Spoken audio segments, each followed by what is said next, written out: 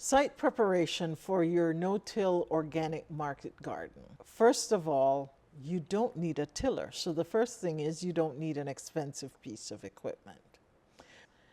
Is the soil compacted? And you would be surprised how many ways compactions occurs. Just simply walking back and forth in the same area creates compaction.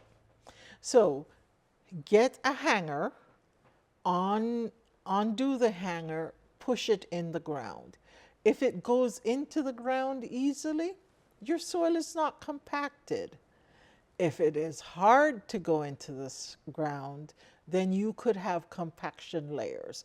And sometimes they're at 3 inches, 6 inches, 9 inches, sometimes they're at 24 inches, depending on how you farm. So if there is compaction, what we suggest is that there is a tool called a broadfork.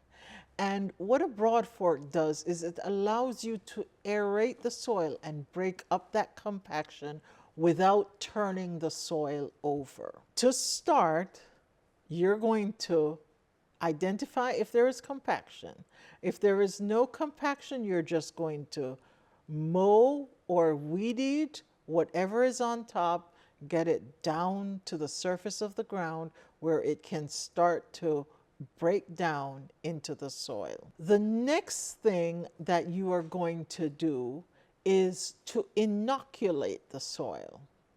This can be done with composted manure. It can be done with compost. It can be done with vermicompost.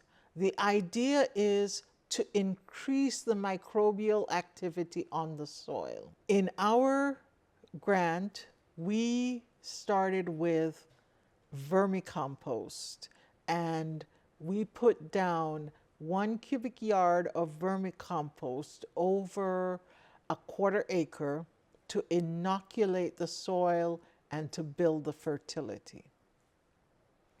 Now that layer is covered with deep mulch. And deep mulch comes in many forms. In the grant, we used hay.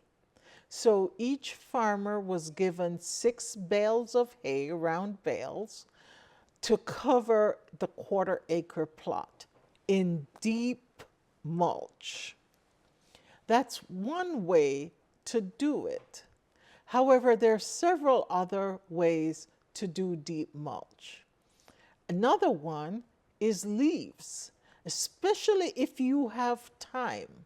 The fall is a great time to gather leaves and pile them up over the garden area that you're going to grow in the next year, and just let them slowly decompose over the winter, getting your soil ready for your growing season. Wood chips is another way of mulching your garden.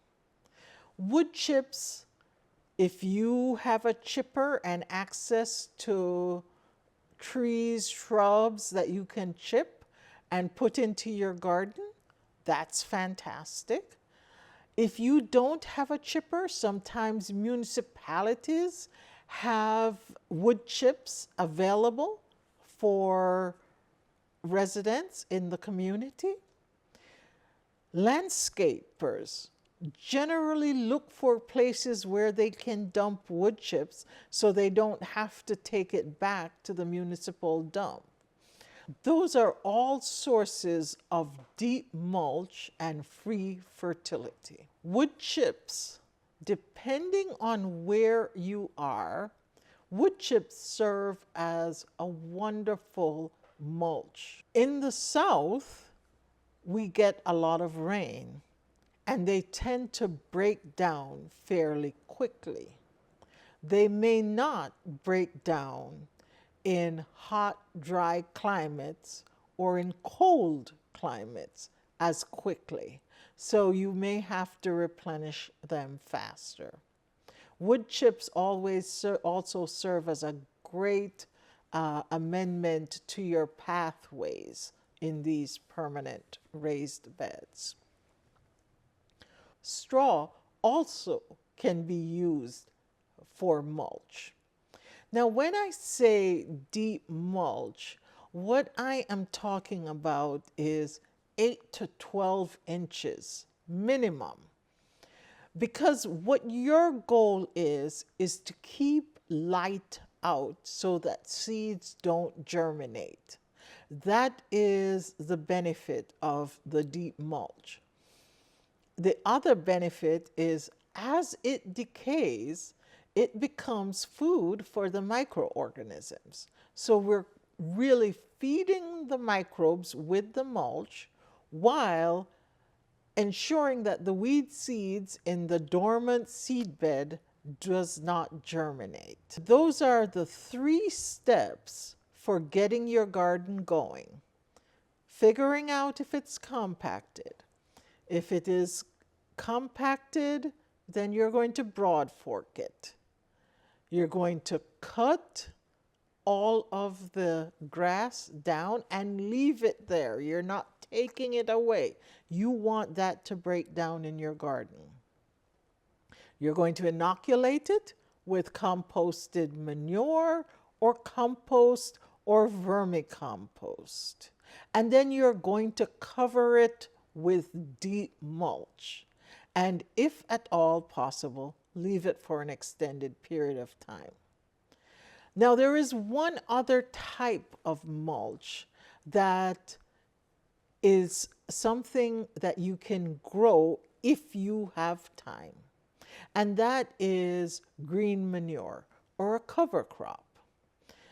At the beginning of the grant, the farmers were given vermicompost to get them started.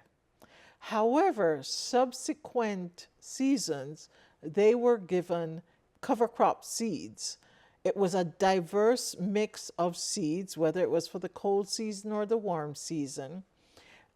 They had at least 7 different seeds in there, a mixture of forbs, brassicas, legumes, and grasses. And those were allowed to grow. Sometimes, depending on what grass was in there, could be 5, 6, 7 feet tall. And then that was mulched down. That was either cut with a lawnmower or pushed down and served as the mulch for the garden. The other thing that we did with the grant was covered the mulch with a tarp. The benefit of using a tarp is it really keeps the light out. However, the challenge with this is you don't want to leave a tarp down for extended periods of time. So generally speaking, we put the tarp down for 2 to 3 weeks and then remove it and plant in. But it's a quick way of getting your garden ready for planting a crop. The benefits of no-till site preparation is that you don't need to invest in additional equipment. You can use, whether it's your lawnmower or weed eater that you already have. And if you don't have that, don't worry. Get the grass down to the ground, cover it, inoculate it with composted manure or compost, and then cover all of that with deep mulch. Give it some time to break down, and then get ready to grow.